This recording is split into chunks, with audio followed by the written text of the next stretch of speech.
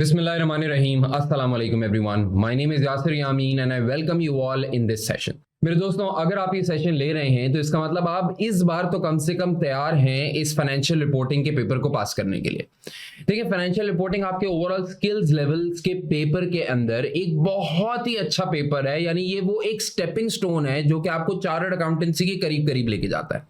इस सेशन के अंदर आप मेरे साथ देखेंगे कि किस तरीके से इस पेपर को कवर करना है, किस तरीके से आपने इस पेपर को लेके चलना है। मैं बड़ी टारगेटेड अप्रोच आपके साथ शेयर करने वाला हूं। इस टारगेटेड अप्रोच के तहत मुझे ये लगता है कि आप एक ऑप्टिमम रिजल्ट हासिल कर सकते हैं। ये बात याद रखिएगा कि जब आप कोई चैलेंज बैच के अंदर आते हैं, जब आप क्रैश बैच के अंदर आते हैं, तो उस वक्त आपका जो असल टारगेट होता है वो असल टारगेट ये होता है कि आपने एग्जाम को किस तरीके से कवर करना है। तो हमारी जो सारी अप्रोच चलेगी वो एग्जाम ओरिएंटेड चलेगी। मैं जो सारी आपसे बात करूंगा वो फैक्ट बेस्ड बात करूंगा। मैं स्टोरीज का कायल नहीं हूंगा।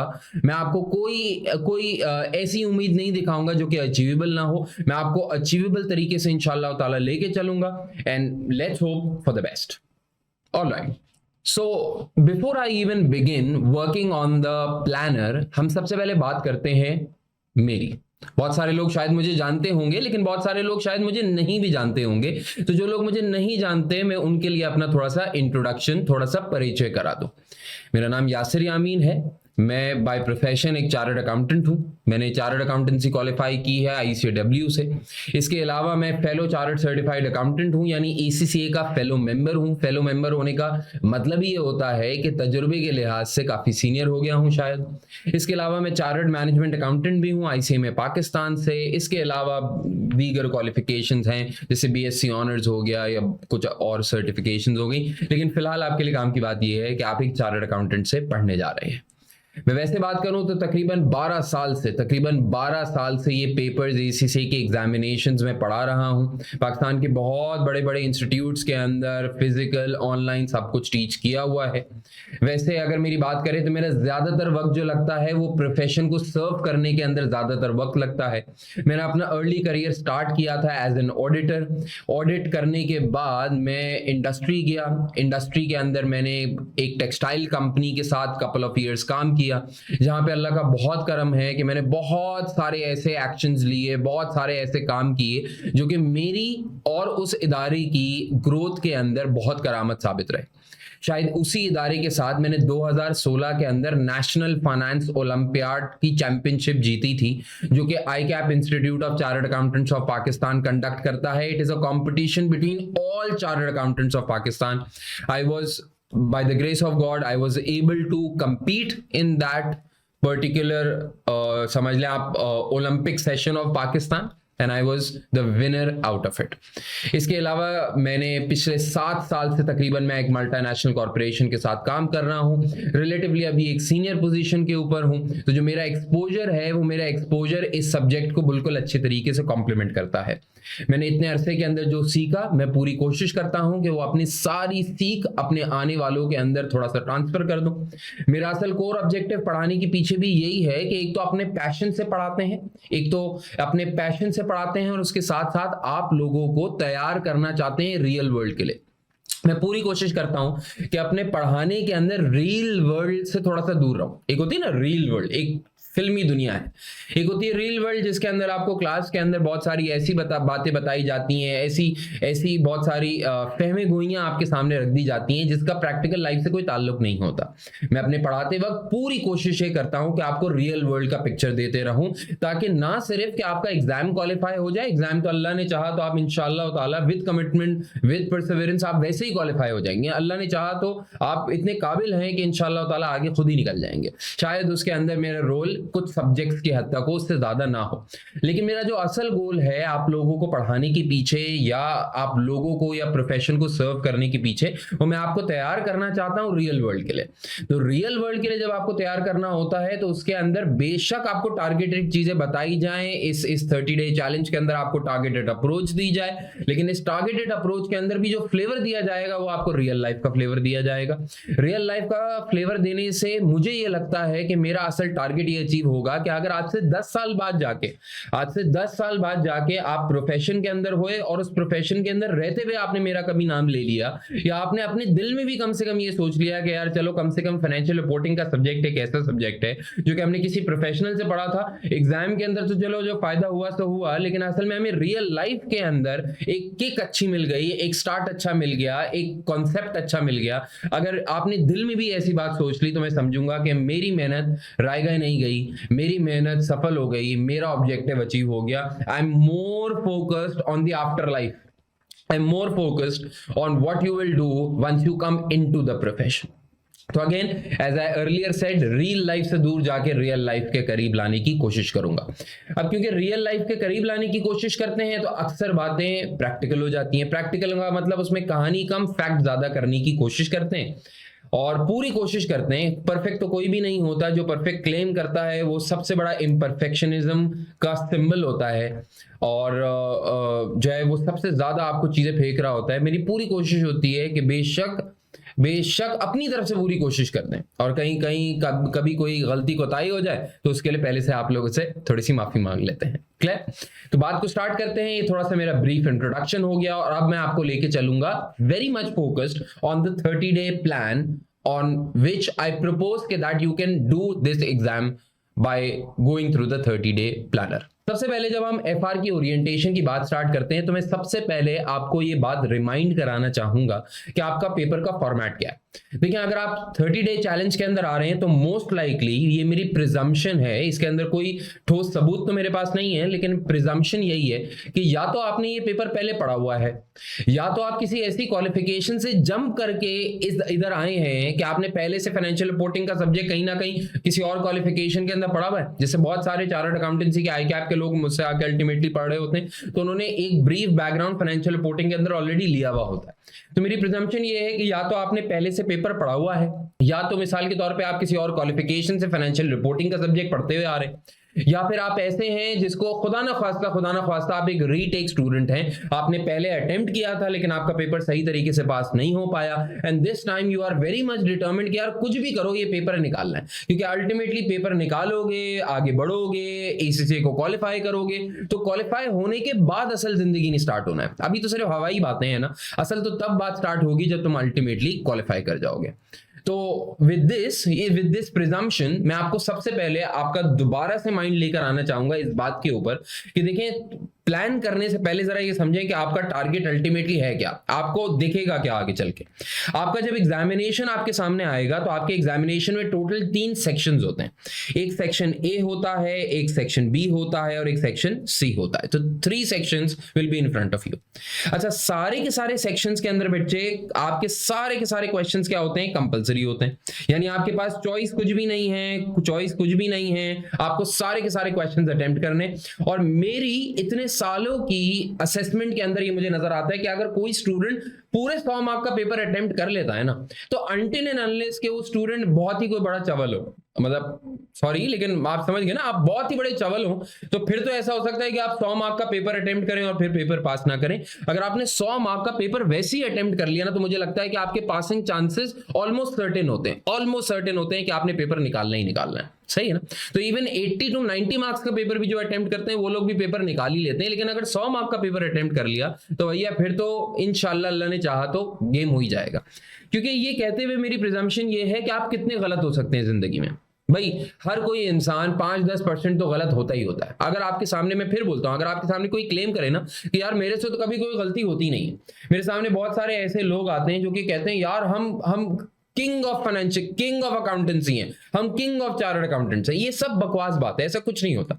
यानी ये कहावत है ना, मैं जितना पढ़ता गया या शायद मैं जितना सीखता गया उतने मुझे पता लगता गया कि मैं कितना लाइल्म हूं। तो ये जो अकाउंटेंसी का प्रोफेशन है, ये किसी पेपर का मोहताज नहीं है, ये किसी एक सब्जेक्ट का, इवन किसी एक स्टैंडर्ड का मोहताज भी नहीं है। जब आप रियल लाइफ में इंशाल्लाह ताला जाके काम करेंगे तो आपको एहसास ये होगा कि यार बहुत है दुनिया आगे। यानी कितनी दुनिया में तो ऐसी चीजें होती हैं जिनके लिए अकाउंटिंग स्टैंडर्ड ही बना हुआ नहीं होता। अब जिस चीज के लिए अकाउंटिंग स्टैंडर्ड ही ना बना हुआ हो तो आपकी और मेरी सोच से भी बाहर है ना। और तभी तो अकाउंटिंग स्टैंडर्ड्स इवॉल्व होते रहते हैं, तभी तो आप देखते हैं कि वक्तन फवक्तन नई नई अकाउंटिंग स्टैंडर्ड्स, नई नई प्रैक्टिसेस डेवलप होती रहती हैं। जो चीज मैंने अपने 12 साल पहले या 13 साल पहले पढ़ी थी वो अब 12-13 साल बाद एप्लीकेबल नहीं है। तो इसका मतलब विद टाइम चीजें इवॉल्व होती हैं, यानी इसका मतलब नथिंग इज कंप्लीट। तो you have to be practical as well. आपने 100 मार्क अटेम्प्ट करने, 50% गलत तो नहीं हो सकते, यानी मोर देन 50% गलत होना तो नामुमकिन बात है मेरे हिसाब से। तो आप अगर 100 मार्क का पेपर अटेम्प्ट करते हैं, मैं कहता हूं कि यार वर्स्ट कम वर्स्ट आप सोचें, आप 20% गलत होंगे, 30% गलत होंगे, 40% गलत होंगे, यानी आप 50% से ऊपर गलत तो नहीं हो सकते ना। अगर आपने प्रिपेयर अच्छा किया हुआ है तो I think it is unlikely, right. आपके पूरे पेपर के अंदर 3 सेक्शंस हैं, तीनों सेक्शंस के अंदर सारे क्वेश्चंस कंपलसरी हैं। पहला सेक्शन होगा 30 मार्क का, जिसके अंदर आपके पास आएंगे 15 एमसीक्यूज और हर एमसीक्यू होगा 2 मार्क्स का। तो 15 एमसीक्यूज 2 मार्क्स ईच, इसका मतलब टोटल हो गए 30 मार्क्स। ये बात याद रखिएगा कि ये 15 एमसीक्यूज आपके टोटल कोर्स के किसी भी एरिया से आ सकते हैं, from any area of syllabus, from any area of syllabus, right? So technically you have to cover each and every aspect of the course। एक छोटी सी छोटी बात को कवर करना पड़ता है मेक श्योर करने के लिए कि उन 15 एमसीक्यूज में कुछ भी आ जाए आप उसको आप एबल हो कि आप उस चीज को रिजॉल्व कर सकें, ठीक है। फिर उसके बाद आपके पास सेक्शन बी के अंदर आते हैं फर्दर 30 मार्क्स, और ये 30 मार्क्स जो आपके पास आएंगे इसके अंदर आपके पास टेक्निकली एमसीक्यूज तो नहीं, आपके पास आएंगे 3 एमटीक्यूज या ओटीक्यूज। अच्छा, एमटीक्यूज और एमसीक्यूज में एक सिंपल फर्क ये है कि एमसीक्यूज तो 3-4 लाइनों का होता है, उससे निकल कर आ जाते हैं आपके पास एमसीक्यू जिसमें ट्रू एंड फॉल्स भी हो सकता है, मैचिंग भी हो सकता है, fill in the blank time भी हो सकता है, और लिटरली एमसीक्यूज भी हो सकते हैं जिसके अंदर मल्टीपल चॉइसेस आपके पास होंगे और आपने किसी एक या दो को जाके टिक करना होगा। जब आप एमटीक्यूज के अंदर आते हैं तो एमटीक्यूज स्लाइटली डिफरेंट फ्रॉम एमसीक्यूज इस तरीके से हो जाते हैं कि यहां पे आपके पास आती है एक short case study, right. So always you will have a short case study in front of you, और उस शॉर्ट केस स्टडी को बेस बना के हर एक एमसीक्यू के अंदर निकलेंगे 5 एमसीक्यूज, और ये जो 5 एमसीक्यूज होंगे ये हर एमसीक्यूज होंगे 2 मार्क के। तो इसका मतलब हर एक एमसीक्यू में एक शॉर्ट केस स्टडी है, हर केस स्टडी से निकलेंगे 5 एमसीक्यूज, और हर 5 एमसीक्यूज जो होंगे वो हर एमसीक्यू होगा 2 मार्क का। इसका मतलब एक एमसीक्यू बन गया 10 मार्क का, और 3 एमसीक्यू आएंगे तो टोटल हो गए 30 मार्क। अच्छा, ये बड़ा कॉमन है कि जब भी आप ये शॉर्ट केस स्टडीज देखते हैं तो इन शॉर्ट केस स्टडीज के अंदर अक्सर मल्टीपल टॉपिक्स एक साथ टेस्ट होते हैं, मल्टीपल टॉपिक्स आते हैं, ठीक है ना। यानी ऐसा बहुत कम होता है कि आपके पास कोई एक पर्टिकुलर एमटीक्यू आए, एक केस स्टडी आए, और वो उस केस स्टडी से जो 5 एमसीक्यू निकले वो सारे के सारे एक अकाउंटिंग स्टैंडर्ड से रिलेट करते हो। ऐसा अक्सर नहीं होता, यानी 2 या 3 अकाउंटिंग स्टैंडर्ड बड़े कॉमन है। हाँ, पास्ट के अंदर ऐसा हुआ है कि पूरा एमटीक्यू आ गया, मिसाल के तौर पे आईएएस 36 से ऐसा हुआ है, पूरा एमटीक्यू आ गया आईएएस 16 से, ऐसा हुआ है, लेकिन कम होता है। तो ज्यादातर एमटीक्यूज ऐसे ही होते हैं जिसमें एक एमटीक्यू के अंदर 5 एमसीक्यू जो निकलते हैं वो मल्टीपल अकाउंटिंग एरियाज को, मल्टीपल आईएएस और आईएफआरएस को टेस्ट कर लेते हैं। तो इसका मतलब ये भी एक कॉम्प्लेक्स एरिया है, ये भी एक चैलेंजिंग एरिया है। यहां पे भी आपने अगर इन डेप्थ चीजों को कवर किया हुआ होगा तो मामला आपके लिए आसान होंगे, अगर इन डेप्थ कवर नहीं किया हुआ होगा चीजों को तो मामला आपके लिए मुश्किल हो जाएंगे। क्लियर। फिर उसके बाद आते हैं आप लोग सेक्शन सी के ऊपर। सेक्शन सी के ऊपर जब आप आते हैं तो सेक्शन सी के अंदर आते हैं 2 लॉन्ग क्वेश्चंस, जिनको बेटा हम लोग कहते हैं CRQs, कंस्ट्रक्टेड रिस्पॉन्स क्वेश्चंस। ये कंस्ट्रक्टेड रिस्पॉन्स क्वेश्चंस जो होंगे ये होंगे स्पेसिफिकली स्प्रेडशीट फॉर्मेट के अंदर, ठीक है, या फिर वर्ड फॉर्मेट के अंदर। तो 2 फॉर्मेट के अंदर आपके पास आते हैं ये 2 CRQs। अच्छा, जो 2 लॉन्ग क्वेश्चंस आपके पास आएंगे ना, ये इंटायर एरिया ऑफ सिलेबस से नहीं है, इनके लिए तयन कर दिया गया है कि ये किस टॉपिक से आएंगे। बेटा, आपके पास एक सवाल निकलेगा इंटरप्रिटेशन ऑफ फाइनेंशियल स्टेटमेंट से, यानी वो एक सवाल होगा रेशियोज का, ठीक है, और एक सवाल आपके पास होगा प्रिपरेशन ऑफ फाइनेंशियल स्टेटमेंट्स का।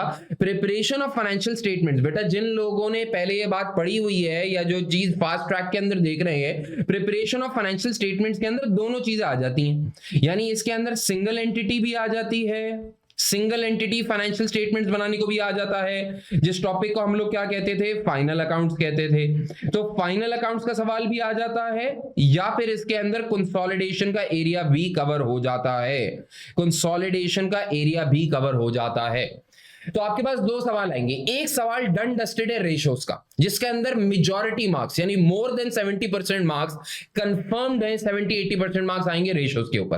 अच्छा, कभी कभार कुछ पार्ट आ जाता है जो कि किसी और एरिया ऑफ सिलेबस को टेस्ट कर लेगा, लेकिन मेजॉरिटी होगा रेशियोज का, मेजॉरिटी होगा रेशियोज का। अच्छा, मैंने बताया ना, अब 20 मार्क का रेशियोज का सवाल आना है। अब उस 20 मार्क के रेशियोज के सवाल में 4 मार्क के लिए, 6 मार्क के लिए वो कंसोलिडेशन की भी कोई बात पूछ ले।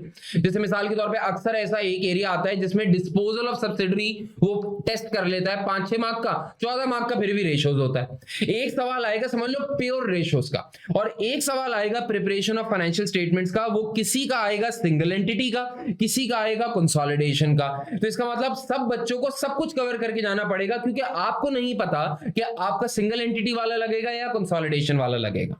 हो सकता है आप जहां बैठे हो आपका सिंगल एंटिटी का CRQ है, आपके बराबर में जो स्टूडेंट बैठा हुआ हो सकता है उसका कंसोलिडेशन टेस्ट हो जाए।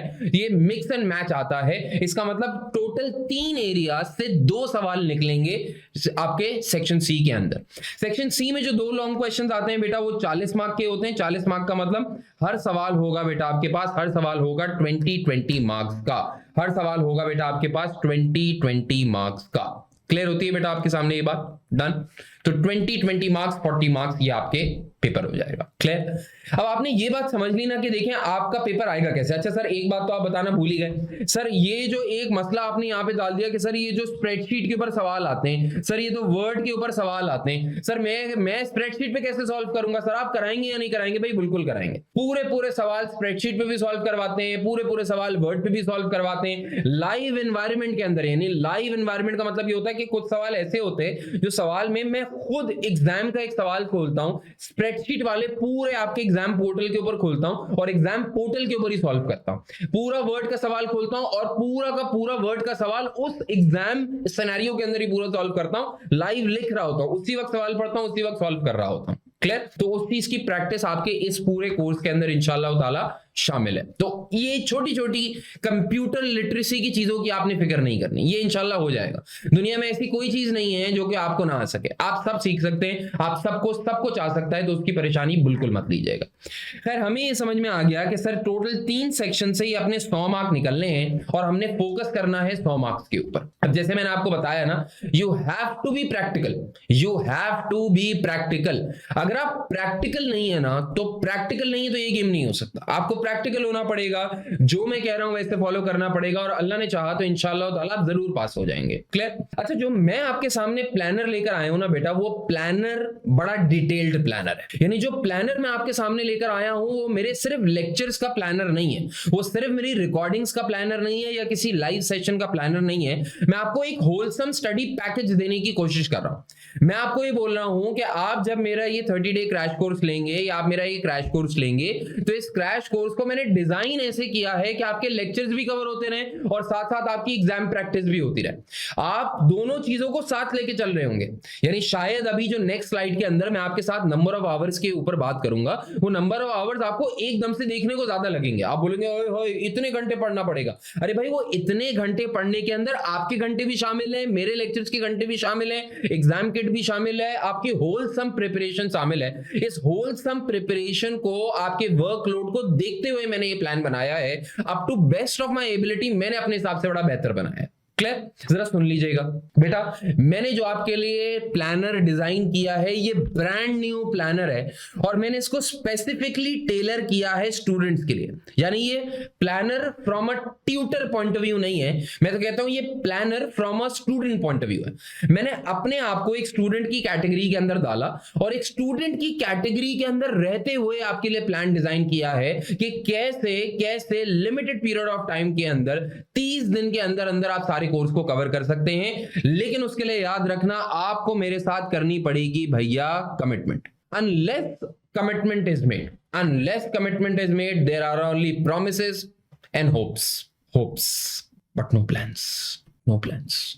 अक्सर ऐसा होता है ना कि आप किसी मूवी के अंदर जाके देखते हैं कि पहले मेरे पास एक मुर्गी होगी, मुर्गी से एक अंडा होगा, अंडे से बच्चा निकलेगा, बच्चा बड़ा होगा, फिर और अंडे आएंगे तो उससे और बच्चे पैदा होंगे, फिर वो बच्चे अंडे देंगे, अंडे से और अंडे, ये सब चलता है। ये क्या है? सिर्फ ख्वाहिश है। मैं इसको अक्सर यही कहता हूं कि उल्लुओं की जन्नत के अंदर रहने का कोई फायदा नहीं है। You have to be committed to your profession. आप यकीन जाने, मैं अपनी रियल लाइफ स्टोरी आपके साथ ये शेयर कर रहा हूं।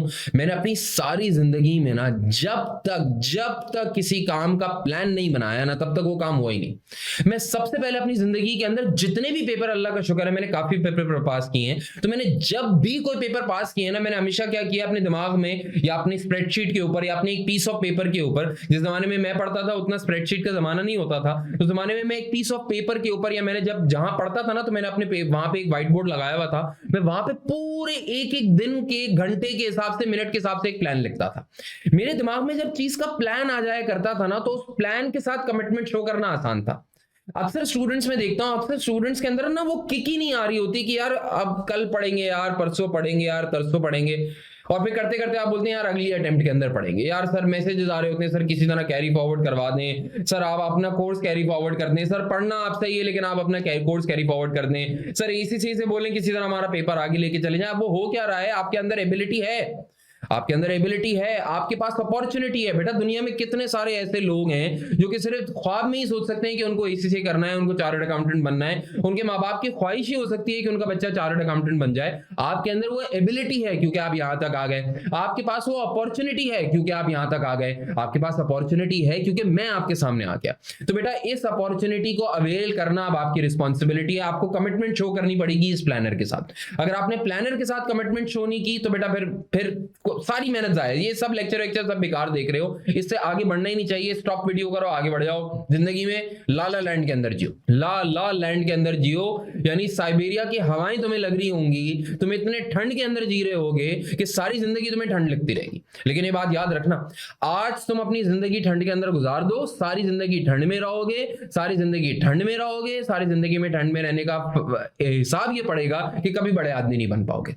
तो अगर बड़े ख्वाब देखने हैं, बड़े आदमी बनना है, प्रोफेशन के अंदर आना है, खुद को चार्टर्ड अकाउंटेंट कहलाना है, तो आज कमिटमेंट शो करनी पड़ेगी। आज की 30 दिन की कमिटमेंट मांग रहा हूं, आज की 30 दिन और 90 घंटे की कमिटमेंट मांग रहा हूं। 30 दिन के अंदर अगर तुमने मेरे साथ ये कमिटमेंट शो कर ली तो ये पेपर तो निकलवा ही दूंगा। और एक बार इस पेपर के जरिए तुम्हारे अंदर वो एक मोमेंटम पैदा हो गया, इस पेपर के जरिए वो तुम्हारे अंदर एक चार्म पैदा हो गई, वो तुम्हारे अंदर एक नियत पैदा हो गई, वो तुम्हारे अंदर एक किक आ गई, तो अल्टीमेटली सारे पेपर तुम्हारे लिए गुजारना कोई बड़ी बात नहीं है, कोई बड़ी बात नहीं, कोई बड़ी बात नहीं है। तुम कर जाओगे, तुम बहुत इंशाअल्लाह ताला बहुत काबिल आदमी बनोगे। क्लियर? अच्छा बेटा, मैंने अपने सारे प्लानर को डिवाइड किया है फॉर 2 टाइप्स ऑफ स्टूडेंट्स। मैंने आपको बताया I have made this for students, I have not made it as a tutor, made it as from the perspective of a student. तो बेटा आपके पास ना फुल टाइम स्टूडेंट्स होते हैं या पार्ट टाइम स्टूडेंट्स होते हैं। अच्छा, फुल टाइम स्टूडेंट्स की कहानी अलग है, पार्ट टाइम स्टूडेंट्स की कहानी अलग है। दोनों कहानियों के लिए मैंने हिसाब ये रखा है कि इफेक्टिव आवर्स ऑफ स्टडी होने चाहिए। अच्छा, जब मैं पढ़ता था ना अपने जमाने के अंदर, आज से 12-13 साल पहले, तो मैं पढ़ता था एक दिन में, ज्यादा नहीं पढ़ता था, कोई अंदाजन कोई 15-16 घंटे दिन में पढ़ता था। बस मैं एग्जाम के टाइम की बात कर रहा हूँ, 15-16 घंटे, ज्यादा नहीं। ज्यादा पढ़ूंगा तो भाई मतलब मसला हो जाता ना, 15-16 घंटे। लेकिन बेटा मैं अलग ही चीज था, सही है ना। तो मैं पढ़ता था पागलों की तरह, मैं पढ़ता था ऐसे कि भाई सब कुछ कर लूं मैं दुनिया के अंदर, और जिंदगी में मेरा टारगेट ही होता था कि भाई कुछ भी कर लो 100 ले आऊं। अच्छा, मेरे कभी आए नहीं 100, मेरे मैक्सिमम मार्क्स जो आए वो 90s के अंदर आए, इससे ज्यादा मेरे नहीं आया। लेकिन अच्छा, मैंने कोशिश हमेशा 100 लाने की, तैयार अपने आप को 100 मार्क के लिए करता था, तो लेकिन मैं ज्यादा पढ़ता था। अब मैं समझता हूं आज के स्टूडेंट्स इस डिजिटल एनवायरनमेंट के अंदर बहुत तो नहीं पढ़ सकते। हमारे जमाने के अंदर ये मोबाइल फोन का कीड़ा भी नहीं था, तो आपके जमाने के अंदर एक ये भी चीज है। तो मैं समझता हूं आप बहुत तो नहीं पढ़ सकते, लेकिन मैंने प्लान आपके लिए ऐसा बनाया है कि आप इफेक्टिवली स्टडी करें। जब भी स्टडी करें, मोबाइल बंद करें, इफेक्टिवली स्टडी करें, इंशाअल्लाह ताला अफाका होगा।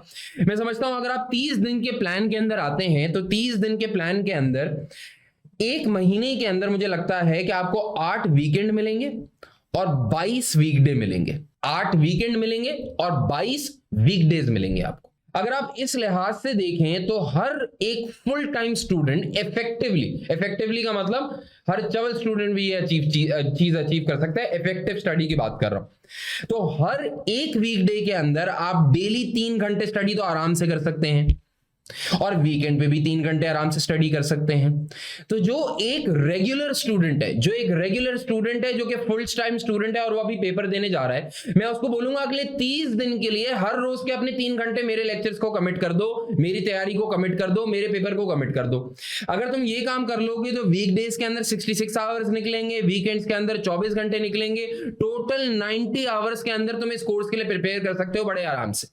ये बात जरूर है कि मैं अपनी आवाम को जानता हूं, बहुत सारे लेक्चर्स आप 1.25 और अल्लाह माफ करे कोई ऐसा लेक्चर भी होता है जो कि आप 1.5x के ऊपर भी देखेंगे, तो 19-20 इतने ही घंटे लगेंगे आपको टोटल प्रिपेयर करने के अंदर।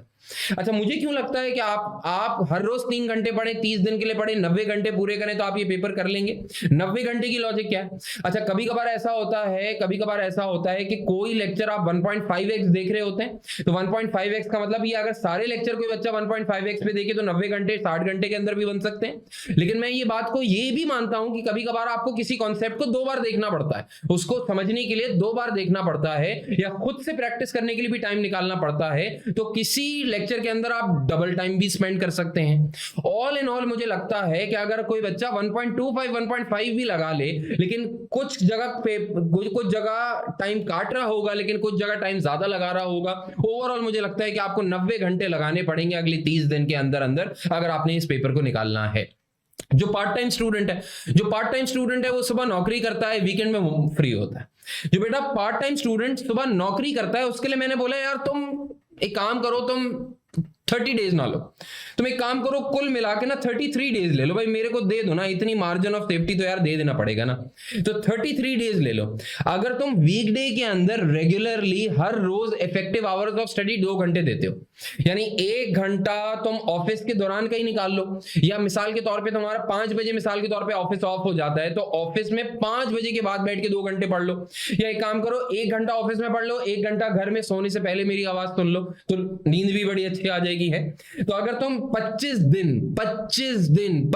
वीकडेज तुम 2 आवर स्टडी करते हो, लेकिन 8 वीकेंड जो तुम्हारे पास आएंगे तुम उसमें हर वीकेंड के ऊपर 5-5 घंटे स्पेंड करते हो, सर ये तो ज्यादती हो गई सर। आपने नॉर्मल स्टूडेंट्स को 3 घंटे बोला हर रोज पढ़ो, लेकिन हमें बोल रहे हैं वीकेंड्स के ऊपर 5-5 घंटे पढ़ो। सर ये क्या ज्यादती नहीं है? बेटा ज्यादती नहीं है, क्योंकि तुम जो पार्ट टाइम स्टूडेंट हो बेटा, तुम्हें आदत है काम करने की। तुम ये नहीं बोलो सर 5 घंटे वीकेंड पे कैसे पढ़ूंगा। अरे भाई तुम काबिल हो, तुम मंडे टू फ्राइडे बहुत काम करते हो, क्योंकि तुम मंडे टू फ्राइडे सीट पे बैठ के, जाहिर सी बात है मोस्ट लाइकली फाइनेंस डिपार्टमेंट के अंदर ही होगे, तो बेटा अगर तुम फाइनेंस डिपार्टमेंट के अंदर खास तौर पे हो तो मंडे टू फ्राइडे तुम्हारे अंदर इस बात की ताकत है, तुम्हारे अंदर इस बात की एबिलिटी है कि तुम स्क्रीन के सामने बैठ के बहुत काम कर लेते हो। तो अगर तुम मंडे टू फ्राइडे 8-9 घंटे अपने ऑफिस को दे सकते हो, तो क्या वीकेंड पे मेरे कहने से हर वीकेंड के ऊपर 5 घंटे अपने आप को नहीं दे सकते, अपने करियर को बनाने के लिए नहीं दे सकते? सर यार मैं कैसे टाइम निकालूं सर, मेरा बॉस मुझे बहुत काम देता है सर, बहुत काम देता है।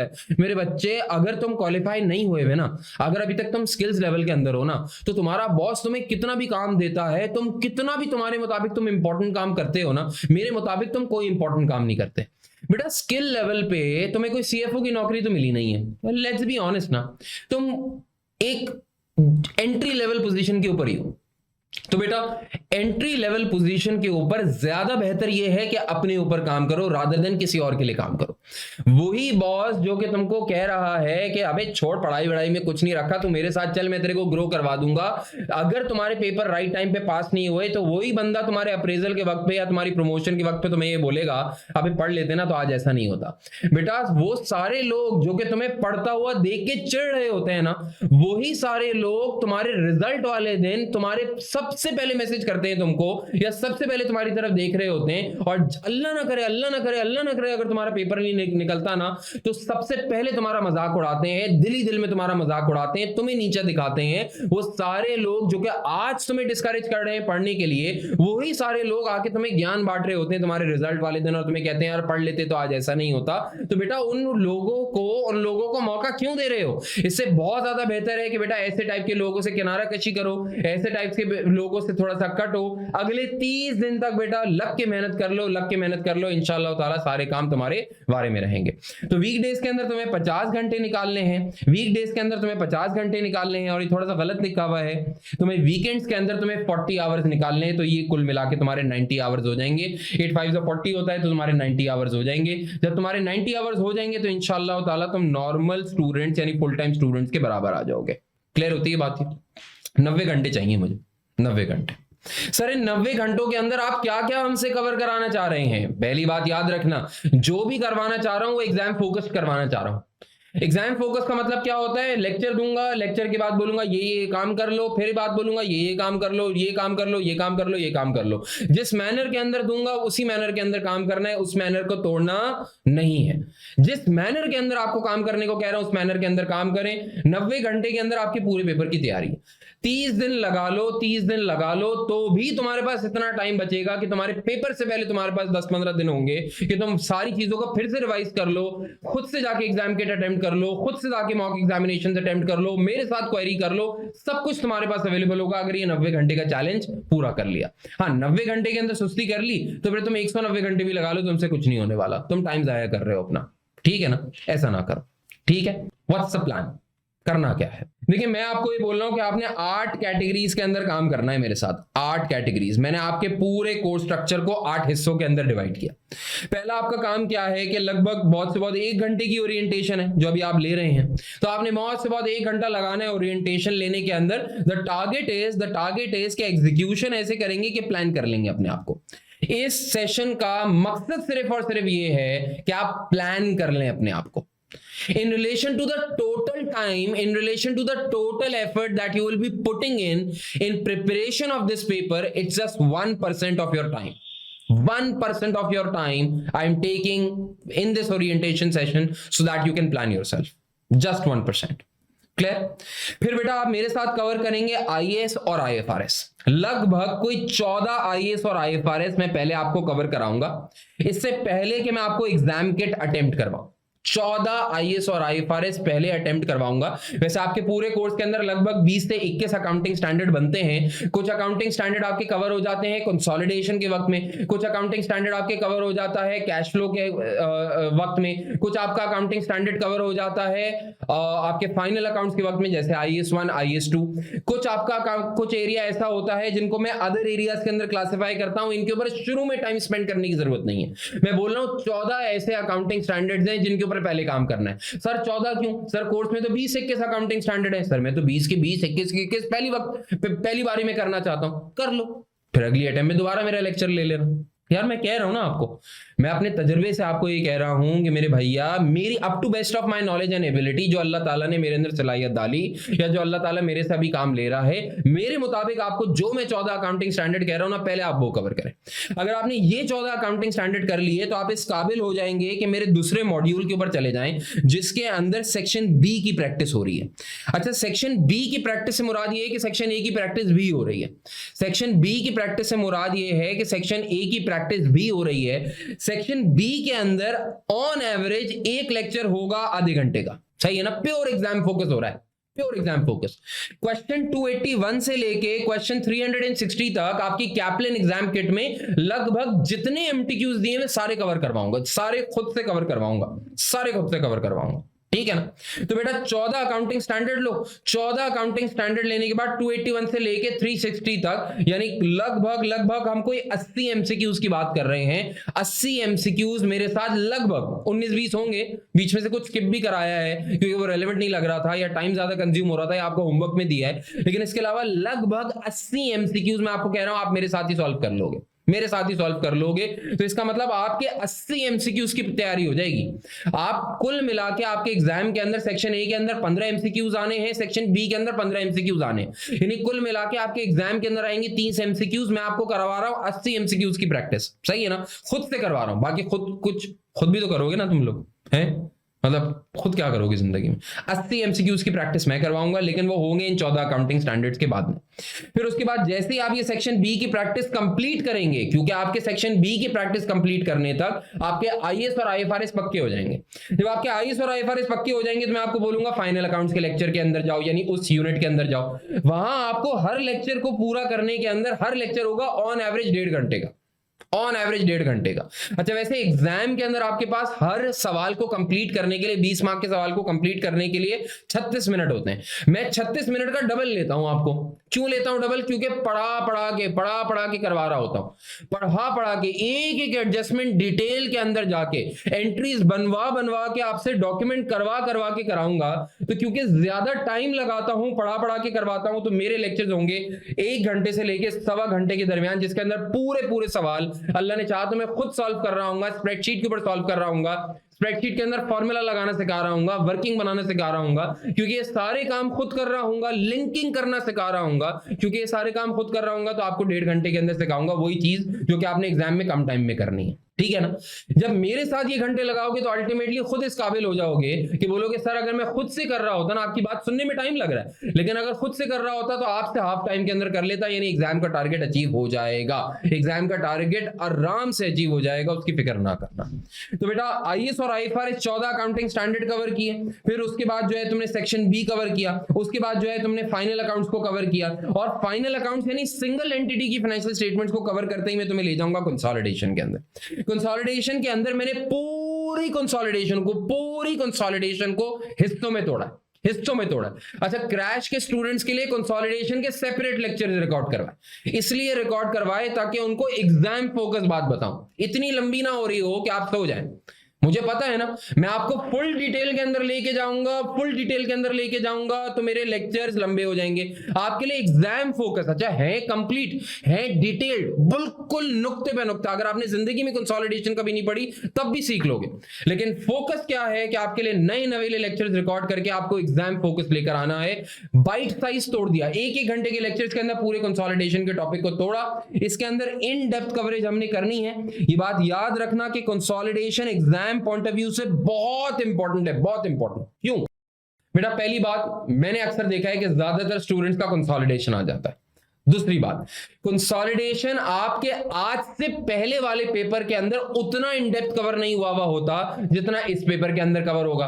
यानी F3 वाले पेपर के अंदर इतना इन डेप्थ कवर नहीं हुआ होता कंसोलिडेशन जितना अब हो रहा होगा। तो इसका मतलब इसको एग्जामिनर की चाहत होती है कि वो आपसे टेस्ट करे, और आपको भी इन डेप्थ कवर करना ही पड़ता है ताकि आप एग्जाम के अंदर कंसोलिडेशन को अच्छे तरीके से अटेम्प्ट कर सके।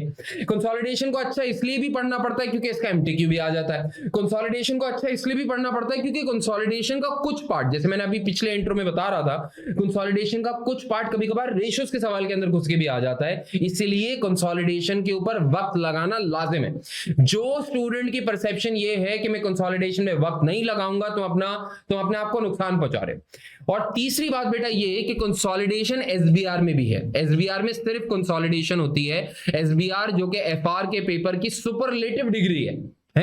वो असल तो पेपर वो है ना, असल तो एसबीआर पेपर है, एफआर तो एक समझ लो बाइट साइज चीज दी है आपको। तो एसबीआर के पेपर में सिर्फ कंसोलिडेशन है, सिंगल एंटिटी फाइनेंशियल स्टेटमेंट्स आती नहीं है। यानी उस वक्त तक आप इतने बड़े हो चुके होते हैं कि एक एंटिटी की फाइनेंशियल स्टेटमेंट्स बनाना काफी आसान हो जाता है आपके लिए, तो वहां पे आती है असल कंसोलिडेशन। तो एग्जामिनर अक्सर कोशिश करता है कि यहां पे आपको बेसिक कंसोलिडेशन की, क्योंकि वहां तो एडवांस कंसोलिडेशन असल होती है, तो यहां आपको बेसिक कंसोलिडेशन की टेस्टिंग कर ले आपसे, ताकि जब तक आप एसबीआर के अंदर आए तो आप काबिल होके एसबीआर के अंदर आए। इसीलिए एफआर के पेपर के अंदर कंसोलिडेशन अगेन वेरी इंपॉर्टेंट है। अगर मैं ओवरऑल इन चार एरियाज के ऊपर फोकस करूं ना, तो एफर्ट एनालिसिस के लिहाज से,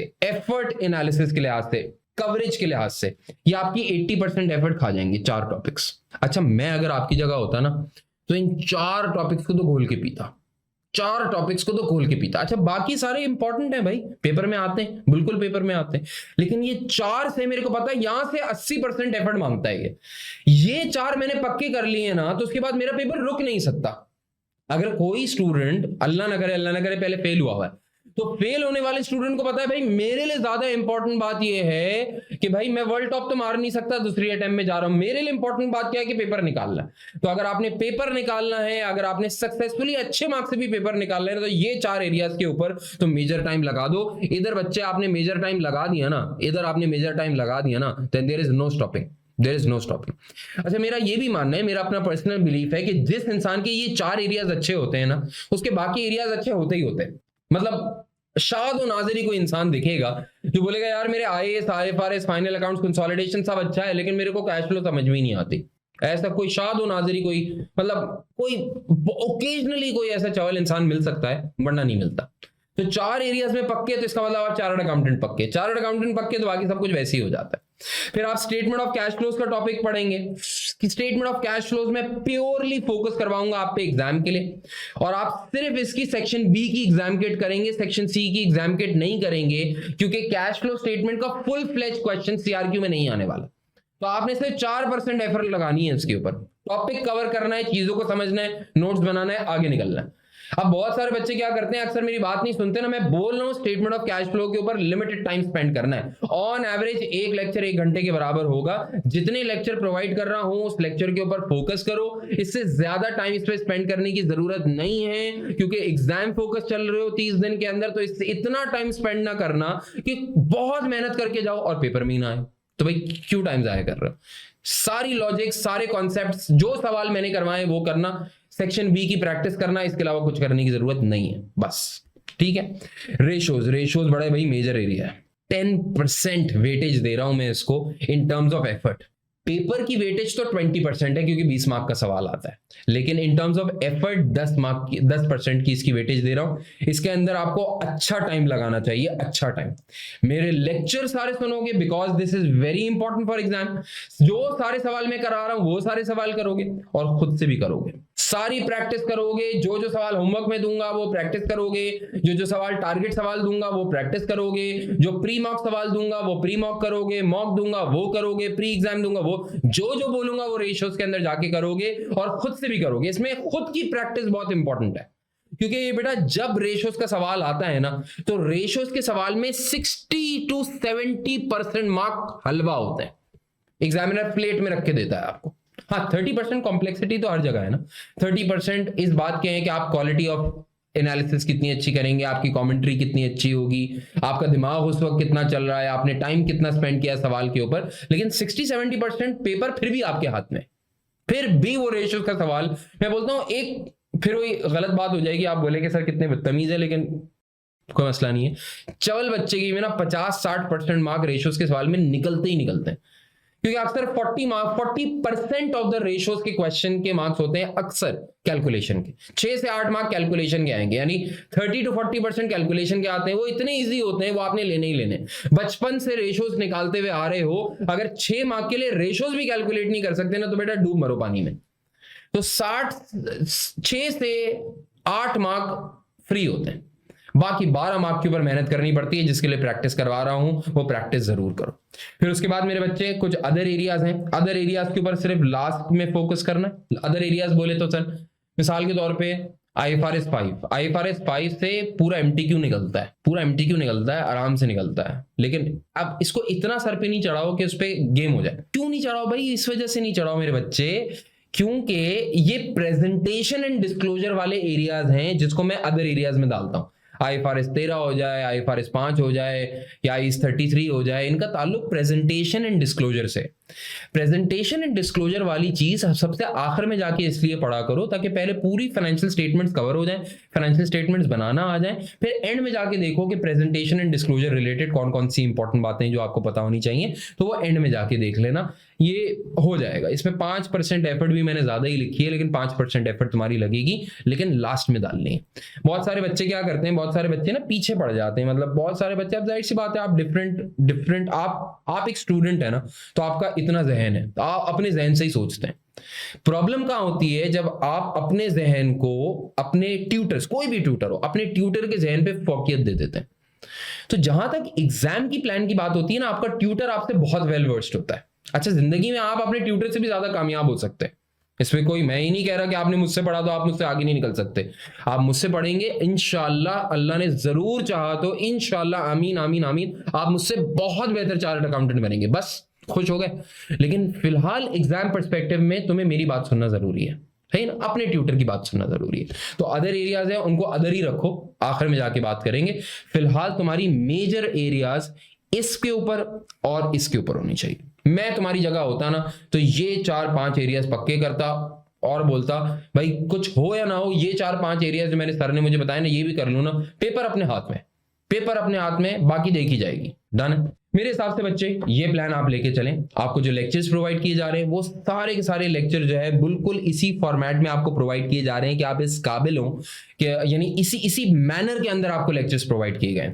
आपके एलएमएस के ऊपर सारे लेक्चर सीक्वेंस से प्रोवाइड किए गए, सारी चीजें आपको प्रोवाइड कर दी गई हैं।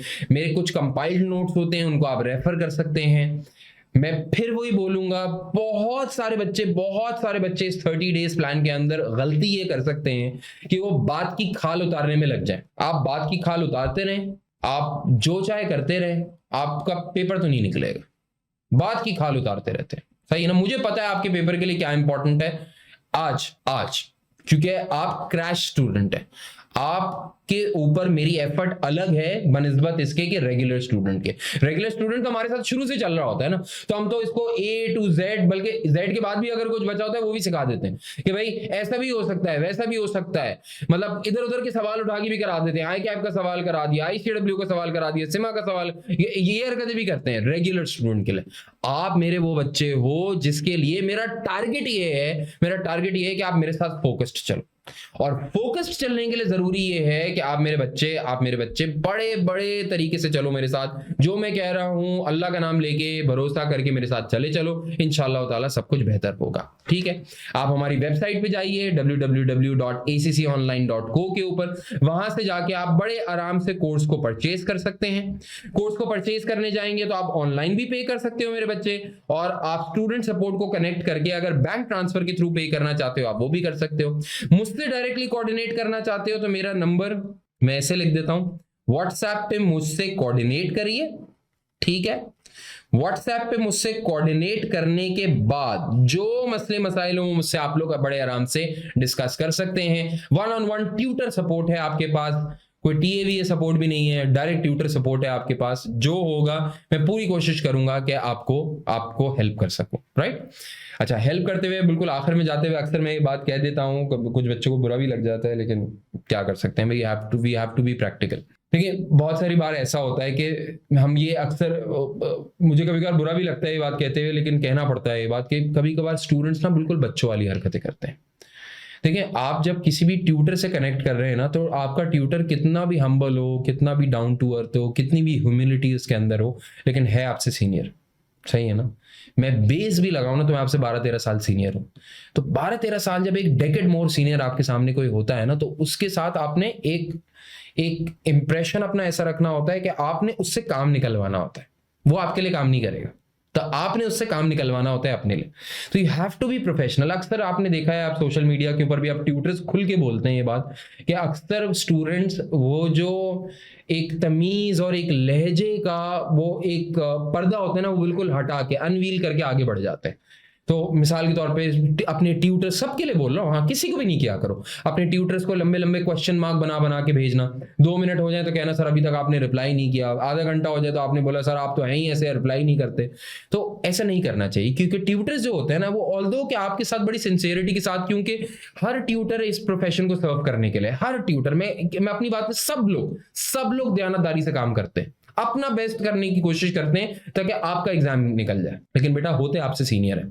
अच्छा, मेरे केस में बात करोगे ना, तो मैं तो अक्सर स्टूडेंट्स को ये भी मिसाल देता हूं कि बेटा कुछ भी कर लो, जो भी कर लो, आना तो मेरे पास ही है ना काम करने के लिए। यानी देखो ना, अब अल्टीमेटली फ्रेटर्निटी तो छोटी सी है ना, वन वे और दी अदर आओगे तो मेरे पास ही काम करने के लिए। मेरे पास से मुराद या तो मेरे अंडर काम कर रहे होगे, या किसी ऐसे के अंडर काम कर रहे होगे जिसने मेरे अंडर काम किया हुआ होगा, या किसी ऐसे बॉस के साथ काम कर रहे होगे जिनके अंडर मैंने काम किया होगा, या किसी ताल्लुकात वाले के साथ काम कर रहे होगे। आज अपना इंप्रेशन ना गलत नहीं करो, खास तौर पे वो सारे ट्यूटर जो कि प्रोफेशनली काम करने वाले लोग हैं ना, कुछ तो ऐसे ट्यूटर्स हैं ना जो कि आप बोलते हैं कि भाई इनके साथ साथ हमारा है 3-4 साल का, फिर उसके बाद तो अपनी अपनी डगर पे लग जाएंगे।